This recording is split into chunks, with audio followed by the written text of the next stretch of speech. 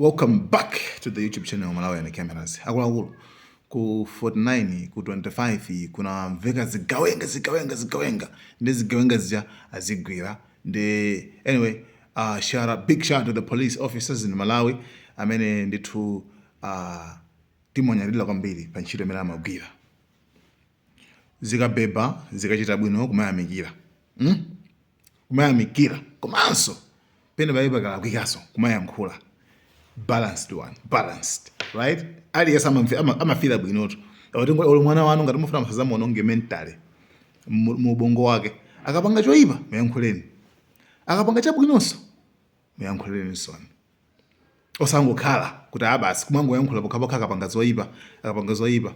Mwana uja amazapanga feel wona kuti olopanga chabwino samayamikira. You understand? Nde tiyamikire kwambiri. Operation imene ichitika ndi thumpakana wagwira anyamata amene ndi akulongosola amene iwo ndithu amapangira. Koma afterwards mungoonera then kenako ndithu ndili ndi mawu. Ndinamenya kumbuyo kwa basi ndikutenga kafano kwa basi ndi 3000 kwaje muntu wamuna nkazi ama moyo inaenda ya jamba basi kitendo usiku mwana hawi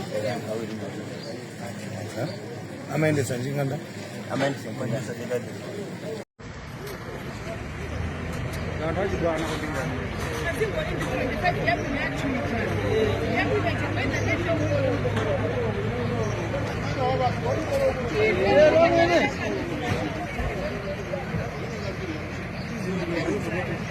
Ndio kufika sisi.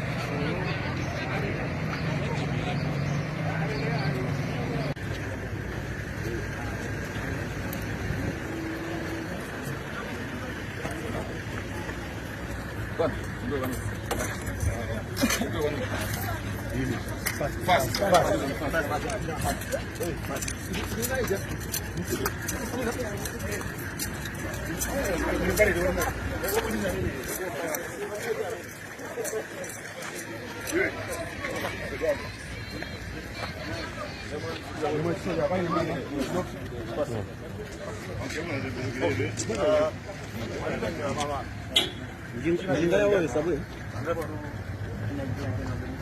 natengana ine ndini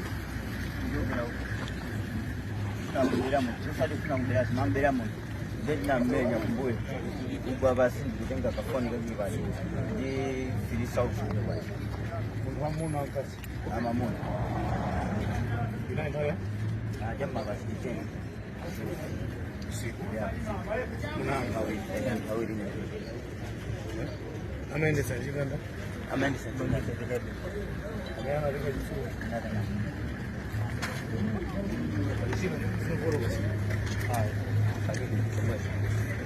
tunamenya bado mtu tunamenya bado Tamos.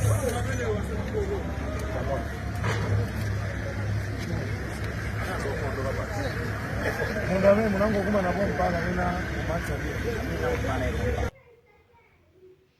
Anyway, I think inu ndithu mwaonera bwinobwino mene iwo amapangira nzawo mene zokhalira. Koma fuso ndikumati. For ineyo actually ndapo mayiko ena ake amene mayiko amene kumapangidwa apply sharia law. Sharia law. Kumene uko ndithu imapangidwa apply. Okay.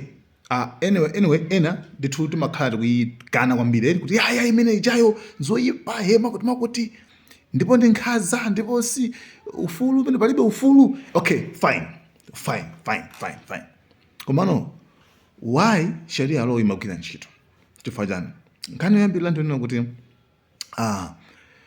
ilibe chifukwa china chilichonse chimene inabwerera kupatula kufuna kuwapangitsa anthu kufira safe.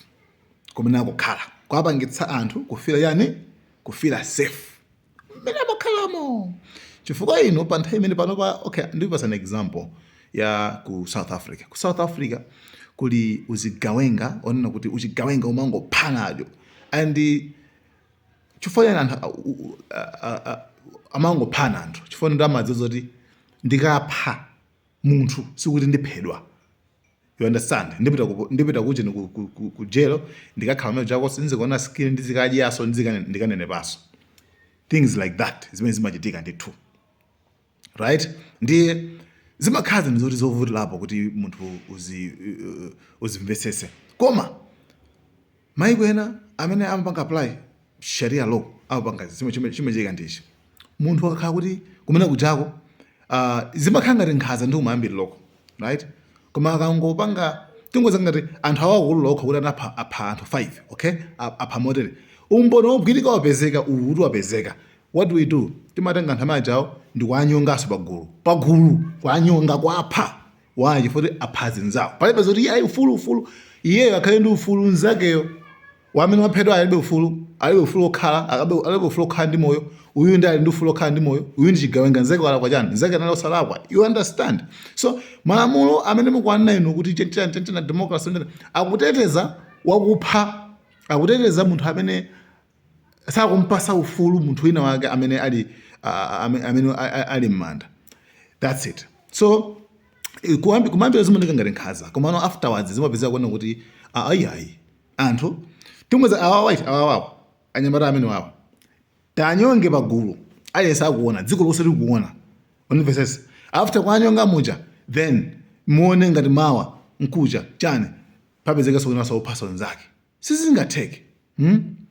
Sister ina aja akujeni akublanda kati shanazi kaya anaphedwa kapanyedwa kunsinje anthu munthu upezeka kuti wapita pa court papezeka maumboni wonse chilichonse nayenso anyongedweso nayenso aphedweso. That's it. Chifukwa mukangopanga choncho mukangopanga kawiri katatu mbado umene ukubwerawo aziuzana kuti asay samala asay akupha aliyense pamene ziphan zake nayenso azizoti apapa ndiphedwaso. That's it. That's what we want. Tufuna zinthu ziti komano our purpose chifukwa chathu chopangira zimene zinthu chani tofuna kuti dziko likhale labata ndi mtendere. Ineyo personally ndinayendera kuma maiko angapo ndithu kuti kupita kumene kujako kupeza kumapezeka kuti kuli like zophanaphanazi ayi. You understand? Zophanaphanazi ayi ambukuzi chiro sharia lo ukangophanzako nawo samakuphaso. You understand? Nde society imakhala ndithu imakhala yabwino society kumambiri loko zoneka ngati nkhaza koma afterwards trust me pazakhala beautiful community, pazakhala beautiful country, pazakhala ndithu zinthu zoti zabwino zicha. Hey guys, tell me what you think. Awanale maganizo anga chabe amene ndithu pankhani panyamata amene wawa. Guys, thank you so much. Malawi and cameras. Thanks for watching Malawi.